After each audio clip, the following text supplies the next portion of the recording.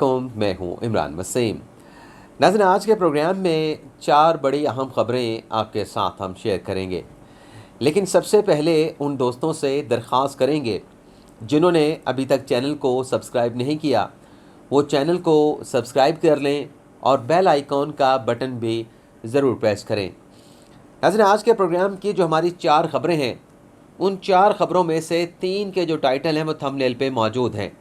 तो आज के प्रोग्राम का हम आगाज़ करेंगे अपनी चौथी ख़बर से, जिसका थंबनेल पे कोई तज़किरा या ज़िक्र मौजूद नहीं। नाज़रीन, हमारी चौथी ख़बर है साबिक़ वज़ीर दाखिला शेख रशीद साहब से मुतल्लिक़। नाज़रीन, गुज़िश्ता रोज़ के आखिरी व्लॉग में हमने आपके साथ एक ख़बर शेयर की थी कि शेख रशीद साहब ने इमरान ख़ान से अपनी सियासी राहों को जुदा करने का फ़ैसला कर लिया है, और हमने इस ख़बर का सोर्स भी आपके साथ शेयर किया था। और मैंने अपने व्लॉग में बताया था कि वकार सत्ती साहब हैं, हमारे सहाफ़ी दोस्त हैं, बड़े सीनियर सहाफ़ी हैं, पार्लियामेंट को कवर करते हैं। उनकी जानिब से एक ट्वीट किया गया है जिसमें ये ख़बर दी गई है कि शेख रशीद ने इमरान ख़ान को सियासी तौर पे अलविदा कह दिया है। तो आज नाज़रीन, इस ख़बर के ऊपर शेख साहब का एक रिएक्शन कह लें या उनका रिस्पॉन्स कह लें, वो सामने आया है। तो ये रिस्पॉन्स आपके साथ हम शेयर करेंगे, और फिर शेख साहब से जुड़ा एक बड़ा अहम मामला है, उस पर भी आप नाज़रीन के साथ गुफ्तगू करेंगे। तो नाज़रीन, वकार सत्ती साहब के ट्वीट पर शेख साहब का रिस्पॉन्स आया है कि ये ख़बर गलत है और मैं अभी भी इमरान ख़ान के साथ खड़ा हूँ। तो ये तो नाज़रीन उस ख़बर की हमारी क्लैरिफिकेशन होगी जो हमने कोड करके वकार सत्ती साहब को कोड करके आपके साथ शेयर की थी। अब आ जाते हैं कि शेख साहब से जुड़ा दूसरा मामला क्या है। आज नाज़रीन शेख साहब का एक और ट्वीट भी आया है जिसमें उनकी जानिब से ये कहा गया है कि जो DGISPR हैं वो अलामिया के मामले पर मुझे ना घसीटें।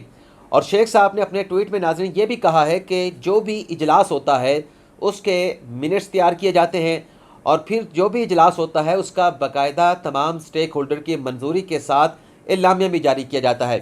तो फैक्चुअली जो है ये शेख साहब जो है, जो DGISPR साहब का मौक़िफ़ आया जिसमें उन्होंने कहा कि शेख साहब जो बयान कर रहे हैं कौमी सलामती कमेटी के इजलास से मुतल्लिक़, वो शेख साहब की बात गलत है, उसे दुरुस्त नहीं कहा गया DGISPR की जानिब से। अब शेख साहब ने आज एतराज़ तो उठा दिया।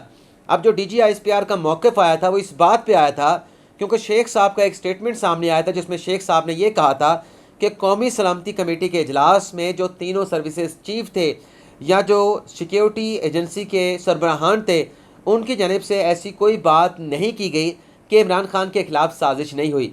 तो ये जो रिस्पॉन्स आया था DGISPR बाबर इफ्तिखार साहब का, वो शेख साहब के इस जुमले के ऊपर आया था जिसमें DGISPR बाबर इफ्तिखार साहब ने कहा था कि तीनों सर्विसेज चीफ साहबान ने सिक्योरिटी कमेटी के इजलास में ये कहा था कि साजिश के जो हमें इनपुट सिक्योरिटी एजेंसी की जानिब से दी गई है, शवाहिद के इमरान ख़ान की हुकूमत के ख़िलाफ़ साजिश के कोई शवाहिद नहीं मिले, तो उस बात को क्लैरिफाई किया गया था।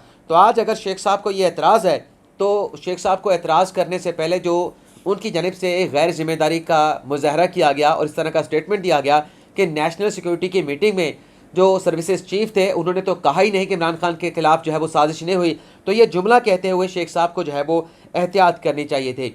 और फिर यहाँ पे आज जो शेख साहब कह रहे हैं कि मुझे माफ़ किया जाए, मुझे ना घसीटा जाए, तो ये मौका भी शेख साहब को इस सिलसिले में, इस मामले में घसीटने का शेख साहब ने खुद DGISPR को फराहम किया था। ये नाज़रीन हमारी शेख साहब से मुतल्लिक़ चौथी ख़बर की डिटेल थी। अब आ जाते हैं आज की हमारी जो तीसरी ख़बर है, परवेज़ मुशर्रफ साहब की वापसी से मुतल्लिक़ क्या पेशरफ्त हुई है। पेशरफ्त नाज़रीन ये हुई है कि वज़ारत दाखिला की जानिब से परवेज़ मुशर्रफ साहब को पाकिस्तान वापसी का ग्रीन सिग्नल जो है वो दे दिया गया है। ये ग्रीन सिग्नल कैसे दिया गया है, एक नाज़रीन स्टेटमेंट जो है वो वज़ारत दाखिला की जानिब से जारी किया गया है। ज़राए को कोड करके नाज़रीन ये स्टेटमेंट जो है वज़ारत दाखिला की जानिब से सामने आया है। वो स्टेटमेंट क्या है अपना परवेज़ मुशर्रफ साहब की पाकिस्तान वापसी से मुतल्लिक़ मैं आपको पढ़ के सुना देता हूँ। बड़ा मुख्तसर सा ये एक बयान है। इसमें नाज़रीन ये कहा गया है कि जनरल परवेज़ मुशर्रफ की वतन वापसी पर उन्हें मुकम्मल सिक्योरिटी फराहम की जाएगी। साबिक़ सदर जनरल परवेज़ मुशर्रफ का नाम ECL में नहीं, जनरल परवेज़ मुशर्रफ जब चाहें वतन वापस आ सकते हैं, उन्हें फुल प्रूफ सिक्योरिटी फराहम की जाएगी। ज़राए वज़ारत दाखिला। इस नाज़रीन प्रेस रिलीज़ का मतलब ये है, यानी इससे इशारा ये मिलता है कि ये जो एलामिया वज़ारत दाखिला की जानिब से एक कोड करके, सोर्सेज को कोड करके जारी किया गया है, तो इसका इशारा ये है, इससे ख़बर ये मिलती है कि आइंदा आने वाले चंद रोज़ में हो सकता है कि साबिक़ सदर परवेज़ मुशर्रफ की पाकिस्तान में वापसी हो जाए। अब जो आज की हमारी पहली खबर है, जो आपने थंबनेल पे पहली स्टोरी पढ़ी कि एक और एतराज़ लग गया और ख़ान साहब को बड़ा झटका। ये ख़बर क्या है, इसकी डिटेल जो है वो आपके साथ हम शेयर करते हैं। ख़बर नाज़रीन ये है कि पीटीआई की जानिब से जो इलेक्शन कमीशन ने हल्का बंदियों के एक प्रोसेस का आगाज़ किया, उस हल्का बंदियों के अमल को सुप्रीम कोर्ट में चैलेंज किया गया। उस पर पहली समाअत हुई तो जो 3 रुकनी बेंच बना था उसमें जस्टिस इजाज़ुल एहसन, जस्टिस मुनीब अख्तर और जस्टिस मज़हर अली नकवी शामिल थे। तो उसमें एतराज़ उठाया गया कि आपने ये जो दरख्वास्त दायर की है उसके साथ आपने तरमीमी दरख्वास्त भी दायर कर दी है, तो सबसे पहले तो इसे नंबर लगेगा, फिर इस दरख्वास्त के ऊपर इलेक्शन कमीशन को जो है वो नोटिस जारी होगा। तो वो नंबर लगा, नंबर के बाद जब दोबारा कार्रवाई हुई तो फिर एक और एतराज़ लग गया। एतराज़ ये लगा कि जो मुतफ़र्रिक़ दरख्वास्त दायर की गई है उसको कंपैक्ट करके जो है फाइल नहीं किया गया, उस रोज़ भी एतराज़ लगा। आज नाज़रीन चौथी समाअत हुई है। चौथी समाअत में एक बार फिर पीटीआई की इलेक्शन कमीशन के खिलाफ हल्का बंदियों के खिलाफ दरख्वास्त के ऊपर एक और एतराज़ लगा है। अब एतराज़ क्या लगा है वो भी मैं आपको बता देता हूँ, लेकिन उससे पहले फैसल चौधरी साहब ने आज दलाइल क्या दिए हैं वो मैं आप नाज़रीन के सामने रखूँगा। एक तो नाज़रीन फैसल चौधरी साहब ने बताया कि मैंने नई तरमीमी मुतफ़र्रिक़ दरख्वास्त जो है वो अदालत में दायर कर दी है, और फिर उन्होंने कहा कि इलेक्शन कमीशन ने जो नई हल्का बंदियों का आगाज़ कर दिया है उससे आइन की सपोर्ट हासिल नहीं। फैसल चौधरी जो कि फवाद चौधरी साहब के भाई हैं और बड़े अच्छे वकील हैं, अदालत के अंदर कानूनी पॉइंट्स के ऊपर बात करते हैं, तो उन्होंने ये कहा कि ये जो हल्का बंदियाँ इलेक्शन कमीशन की जानिब से की जा रही हैं इसमें जो आर्टिकल 51 का सब क्लॉज 5 है उसकी सपोर्ट नहीं। और फिर फैसल चौधरी ने कहा कि 2017 की हल्का बंदियों के नताइज आ चुके हैं, 2017 की हल्का बंदियों के बाद नई कोई मरदमशुमारी नहीं हुई। आइन ये कहता है कि जब कोई नई मरदमशुमारी होगी उसके बाद हल्का बंदियाँ हो सकती हैं। और फिर अदालत ने उनसे पूछा कि जो फाटा पाटा का मर्जर हुआ है खैबर पख्तूनख्वा में और उससे मुतल्लिक जो 25वीं तरमीम पार्लियामेंट ने मंजूर की है, तो उसके बाद केपीके की फाटा पाटा की 6 नशिस्तें जो कि 12 थी वो 6 कम हो गई हैं, तो वो 6 नशिस्तें कहाँ पे जाएंगी। और फिर अदालत ने फैसल चौधरी से पूछा कि 25वीं तरमीम जो हुई है क्या वो आप रिकॉर्ड पे लेके आए हैं, तो वो रिकॉर्ड पे नहीं थी। तो अदालत ने कहा कि सबसे पहले तो आप वो 25वीं तरमीम का मसवदा लेके आए। तो समाअत में वक्फा किया गया और 11:30 बजे के बाद जब दोबारा अदालती कार्रवाई का आगाज़ हुआ तो फैसल चौधरी ने वो 25वीं तरमीम का मसवदा जो है वो अदालत को पॉइंट आउट कर दिया। और फिर उसके बाद उन्होंने कहा फैसल चौधरी ने कि अगर 25वीं तरमीम के बाद फाटा पाटा की 6 नशिस्तें कम हुई हैं तो ये मामला खैबर पख्तूनख्वा का है, पूरे मुल्क में इलेक्शन कमीशन की जानिब से हल्का बंदियाँ करने का जवाज़ नहीं बनता। तो अदालत इस पर ऑर्डर डिक्टेट करने लगी और ऐसा लगा कि शायद आज पीटीआई की इस दरख्वास्त को एक्सेप्ट करके इलेक्शन कमीशन को नोटिस हो जाएगा, इलेक्शन कमीशन से नई हल्का बंदियों के अमल के ऊपर जवाब मांगा जाएगा। लेकिन फिर अचानक से जस्टिस इजाज़ुल एहसन ने, क्योंकि आज जो बेंच था नाज़रीन उसमें जस्टिस इजाज़ुल एहसन, जस्टिस मज़हर अली नकवी और जस्टिस जमाल खान मंदुखेल शामिल थे, तो जस्टिस इजाज़ुल एहसन ने पूछा फैसल चौधरी से कि आप हमसे ऑर्डर करवाना चाहते हैं, एक ऑर्डर लेना चाहते हैं, लेकिन आपने तो अपनी दरख्वास्त के साथ सिर्फ हल्का बंदियों का शेड्यूल लगा रखा है, आपने हल्का बंदियों को चैलेंज किया है, हल्का बंदियों के लिए उसके शेड्यूल के लिए कोई इलेक्शन कमीशन ने नोटिफिकेशन जारी किया होगा, वो नोटिफिकेशन तो आपकी दरख्वास्त के साथ है ही नहीं। अगर हमें इलेक्शन कमीशन का फैसला सस्पेंड करना पड़े तो नोटिफिकेशन को सस्पेंड करना पड़ेगा, तो जब नोटिफिकेशन मौजूद ही नहीं तो हम उसे कैसे सस्पेंड कर सकते हैं। तो फैसल चौधरी ने कहा कि आप ऐसा करें कि मैं नोटिफिकेशन आइंदा समाअत तक जो है वो जमा करवा दूंगा, आप इलेक्शन कमीशन को नोटिस जारी कर दें। तो जैसे इजाज़ुल एहसन ने कहा कि हवा में तो अदालत नोटिस जारी नहीं करेगी, पहले आप नोटिफिकेशन जाके लेके आएँ, उसे रिकॉर्ड पे लाएँ, फिर हम उस नोटिफिकेशन को देखकर जो है वो फैसला करेंगे कि अदालत ने करना क्या है। और फिर नाज़रीन जैसे इजाज़ुल एहसन ने यह भी कहा कि इलेक्शन कमीशन जो है वो हल्का बंदियों को मुकम्मल कर रहा है और ये हल्का बंदियाँ जिस ऑर्डर के ऊपर जिस नोटिफिकेशन पे हुई हैं वो मौजूद ही नहीं। और फिर फैसल चौधरी ने कहा कि प्रेस रिलीज रिकॉर्ड के ऊपर मौजूद है और मैंने ये जो शेड्यूल हल्का बंदियों का जमा करवाया है ये मैंने इलेक्शन कमीशन की वेबसाइट से लिया। तो जज साहब ने कहा कि इलेक्शन कमीशन से अगर आपने उनकी वेबसाइट से कोई चीज़ निकाली है तो वो नोटिफाइड तो नहीं आप तो ये जो शेड्यूल है इसकी सपोर्ट में एक नोटिफिकेशन है, वो पहले आप रिकॉर्ड पे लेके आएँ, फिर फर्दर कार्रवाई के हवाले से जो है वो समाअत को जो है वो आगे बढ़ाया जाएगा। तो ये आज एक चौथी मरतबा इस दरख्वास्त के ऊपर जो कि हल्का बंदियों के खिलाफ है, चौथा एतराज़ लगा है। पीटीआई से हल्का बंदियों से मुतल्लिक जो नोटिफिकेशन है उससे नोटिफिकेशन मांग लिया गया है और समाअत को गैर मुइन्ना मुद्दत तक के लिए मुलतवी कर दिया गया है। अच्छा, अभी मैंने जो आपके खास पीटीआई की खबर शेयर की है तो यहाँ पे खुशखबरी भी खान साहब के लिए है कि जो इस्लामाबाद हाई कोर्ट के सिंगल बेंच ने फैसला दिया था, इलेक्शन कमीशन को यह हुक्म दिया था कि जो पीटीआई की ममनुआ फंडिंग का मामला है, इस केस का जो फैसला है वो 1 माह के अंदर किया जाए।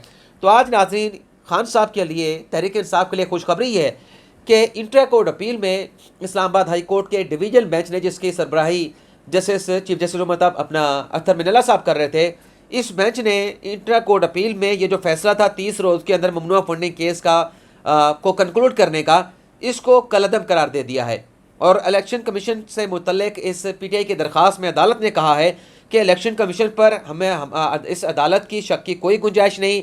इलेक्शन कमीशन जो है वो एक आईनी इदारा है और इलेक्शन कमीशन ने हमें यकीन दहानी करवाई है कि जो बाकी सियासी जमातें हैं उनकी भी स्क्रूटनी जो है वो की जाएगी। और अदालत ने नाजरीन ये जो 30 रोज़ वाला फैसला, इसको कलअदम करते हुए इलेक्शन कमीशन को यह हुक्म दिया है कि हम ये एक्सपेक्ट करते हैं कि दीगर जो सियासी जमातों की स्क्रूटनी है फंडिंग से मुतल्लिक, उसे मुनासिब वक्त में मुकम्मल किया जाएगा। और ये भी हम एक्सपेक्ट करते हैं कि ये तमाम अमल जो है बड़ी शफाफियत के साथ इलेक्शन कमीशन की जानब से मुकम्मल किया जाएगा। तो ये एक अच्छा फैसला, एक खुशखबरी जो है इस्लामाबाद हाई कोर्ट से पाकिस्तान तहरीक इंसाफ के लिए आई है। अब जो चौथी खबर है कि आज इमरान खान साहब ने इस्लामाबाद हाई कोर्ट बार के एक इवेंट में जाना था, वहाँ पर वो गए और इस तकरीब से खिताब किया। लेकिन तकरीब के खिताब करने से पहले खान साहब से एक वकील ने बड़े सख्त सवालात पूछे। वो वकील कौन थे और पूछे गए सवालों का खान साहब ने क्या जवाब दिया, ये आपके साथ खबर शेयर करते हैं। नाज़रीन, वो वकील थे अलीम अब्बासी साहब, इस्लामाबाद हाई कोर्ट के भी वकील हैं, सुप्रीम कोर्ट के भी वकील हैं।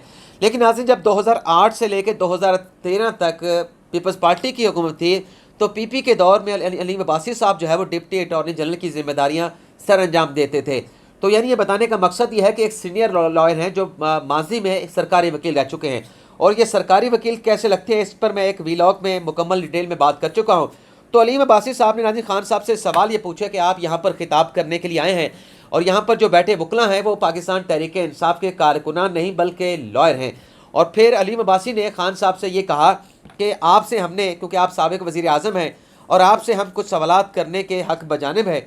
और फिर अलीम अब्बासी साहब ने सवाल किया कि आपके खिलाफ जो अदम एतमाद की तहरीक आई, एक कानूनी रास्ता आपके खिलाफ अख्तियार किया गया, उस पर आपका अपना एक बयानिया हो सकता है, लेकिन हमारे आपसे सवाल ये है जिसका आप, जब आपको मौका मिलेगा तकरीर करने का, आप उन सवालों का जवाब देंगे। और यहाँ पर बैठे जितने भी वकला हैं वो आपसे इन सवालों का जवाब जो है वो जानना चाहते हैं।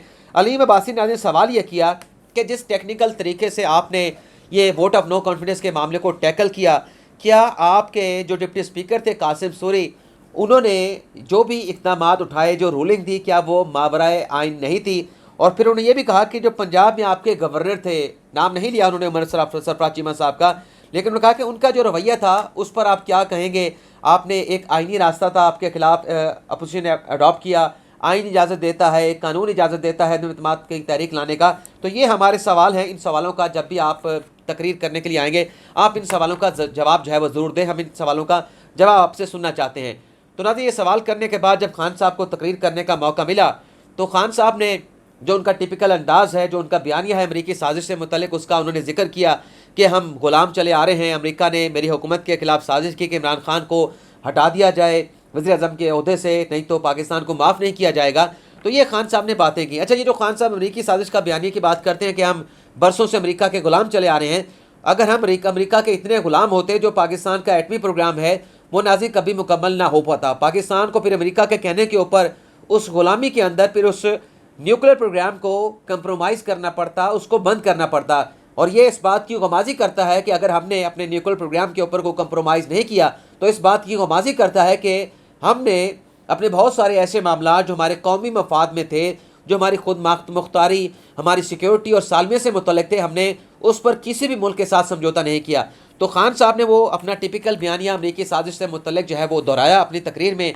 और जो सवाल पूछे गए थे कि डिप्टी स्पीकर का जो इक़दाम था वो मावराए आइन था, मावराए जो है वो कानून था, और जो गवर्नर से मुतल्लिक पूछा गया कि वो जिस तरह से उनका रवैया था वो भी आइन के बरखिलाफ़ था, इन सवालों का खान साहब ने कोई जवाब नहीं दिया और फिर वहाँ से खान साहब चले गए।